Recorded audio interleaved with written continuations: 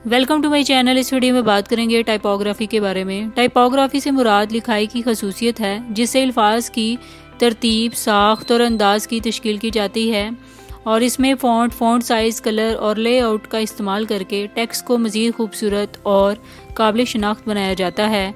ये तसव्वुर और डिज़ाइन की झलक है जो किसी मैसेज, एडवर्टाइजमेंट, बुक या वेबसाइट के लिए इस्तेमाल की जाती है।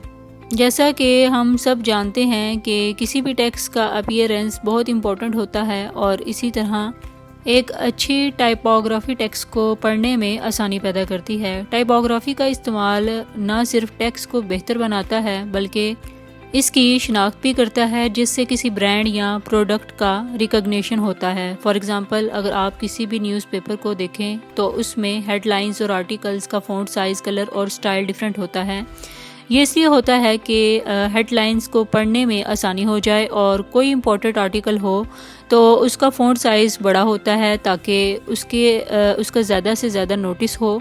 इसी तरह बुक डिज़ाइन और वेबसाइट डिज़ाइन में भी टाइपोग्राफी का बहुत बड़ा रोल है और इसके अलावा टाइपोग्राफी का अहम किरदार ग्राफिक डिज़ाइन और एडवर्टाइजमेंट में भी होता है, जिसमें मशहूर ब्रांड्स की शनाख्त करने के लिए भी खुशखती के डिज़ाइन का इस्तेमाल किया जाता है। मिसाल के तौर पर किसी पोस्टर में देखने वाले हरूफ के साइज़ और कलर को सिलेक्ट करना, किसी एडवर्टाइजमेंट में समझदार टाइपोग्राफी के डिज़ाइन को इस्तेमाल करना या किसी बुक कवर को बेहतर खुशखती की डिज़ाइन से सजाना, सब टाइपोग्राफी के असूलों में शामिल है। टाइपोग्राफी आमतौर पर print media, web design, advertising, branding और पैकेजिंग में भी इस्तेमाल होता है।